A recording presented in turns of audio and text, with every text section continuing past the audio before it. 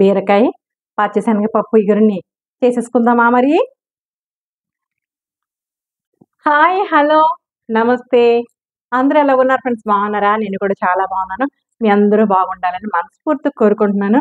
లంచ్లోకి ఏం ప్రిపేర్ చేసుకున్నారు ఫ్రెండ్స్ ఈరోజు? మరి లంచ్ టైం అయింది కదా, లంచ్లోకి కర్రీ ప్రిపేర్ చేసుకున్నారా? చూడండి, ఈరోజు నేను లంచ్లోకి కర్రీ ఏం ప్రిపేర్ చేస్తున్నాను అనుకుంటున్నారా? బీరకాయ పచ్చిశనగపప్పు. సూపర్గా ఉంటుందండి, హోటల్ స్టైల్లో లాగా అంత కమ్మగా ఉంటుంది.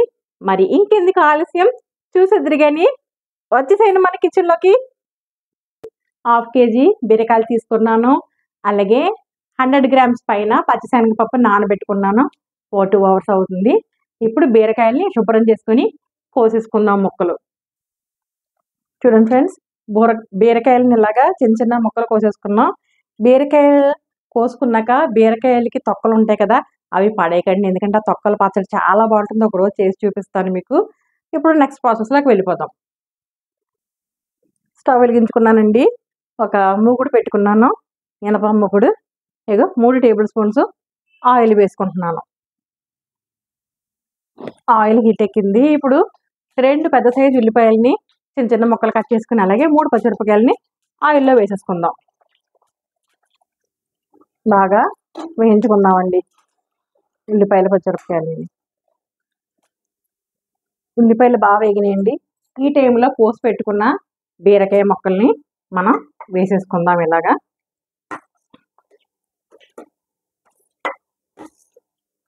వేసుకుని మనం కలుపుకుందాం.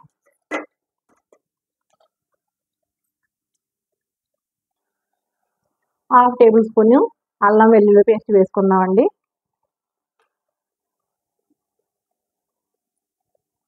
కలుపుకుందాం పచ్చివాసన పోయే వరకు.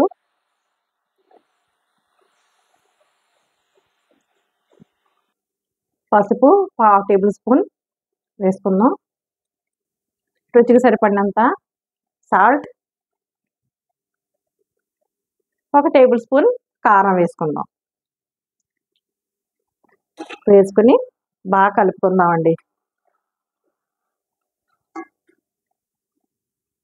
ఇప్పుడు 2.5 గంటలు పెట్టుకున్న పచ్చిశనగపప్పును కూడా వేసేసుకుందామండి.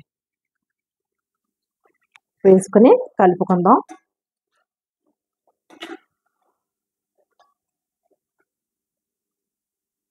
రెండు టమాటాలు తీసుకొని చిన్న చిన్న ముక్కలు కోసుకొని అవి కూడా వేసేసుకుందాం. వేసుకొని కలుపుకుందాం. కూర బాగా మగ్గుతుంది కదండి. ఈ టైంలో మనం కొంచెం వాటర్ పోసుకుందాం. ఎందుకంటే శనగపప్పు ఉడకడానికి మాత్రమే, ఎక్కువ పోసుకోకూడదు. కొంచెం వాటర్ పోసుకుందాం. బీరకాయలో నీరు ఉంటుంది కాబట్టి అండి, టమాటాలో నీరు ఉంటుంది కదా, దాంతో మగ్గిపోతే కొంచెం వాటర్ పోసుకుందాం. ప్లేట్ పెట్టుకొని మనం మీడియం ఫ్లేమ్లో పెట్టుకొని ఒక్క 15 నిమిషాలు ఉడికించుకుందాం. అదిగోండి 10 నిమిషాలు అయింది. వాటర్ ఇంకిపోయినాయి. ఇప్పుడు జీలకర్ర 1/2 tablespoon, ధనియాలు 1/2 tablespoon వేయించింది వేసేసుకుందామండి కర్రీలోను. చాలా ఇంకా గరం మసాలా అవసరం లేదు, అల్లం వెల్లుల్లి వేసాం కదా, చాలా టేస్టీగా ఉంటుందండి. ఇంకొక 2 నిమిషాలు.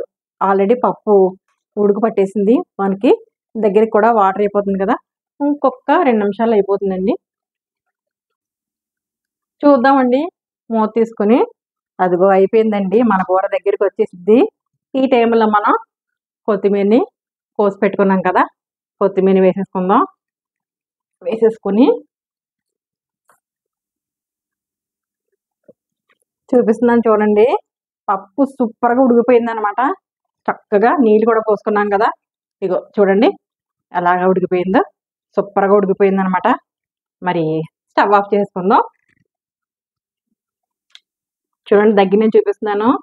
మన బీరకాయ శనగపప్పు ఇగురు అయిపోయింది. డిష్ అవుట్ చేసేసుకుందాం. మరి ఇప్పుడు చూడండి ఫ్రెండ్స్, బీరకాయ పచ్చిశనగపప్పు ఇగురు మరి సూపర్గా ఉంటుంది. హోటల్ స్టైల్లో ఇది రెస్టారెంట్ లాగా చేస్తారు. మరి మీరు కూడా ఇలాగే ట్రై చేసేసుకోండి. మరి ఫస్ట్ టైం కనుక నా ఛానల్ చూసినట్టయితే లైక్ చేయండి, షేర్ చేయండి, సబ్స్క్రైబ్ చేసుకోండి ఫ్రెండ్స్. పక్కన బెల్ సింబల్ టచ్ చేయండి, ఆల్ అని వస్తుంది. ఆల్ కూడా టచ్ చేసినట్టయితే నేను పెట్టిన ప్రతి వీడియో నోటిఫికేషన్ రూపంలో వస్తుంది. మరి టేస్ట్ చేయట్లేదు ఫ్రెండ్స్, వీడియో లెంగ్త్ అయిపోతుంది కాబట్టి వేడివేడిగా మరి రైస్ చేసుకొని మరి టేస్ట్ చేస్తాను. మరి ఒక వీడియోతో మీ ముందుకు వస్తాను. మరి అంతవరకు bye bye friends. Take care friends.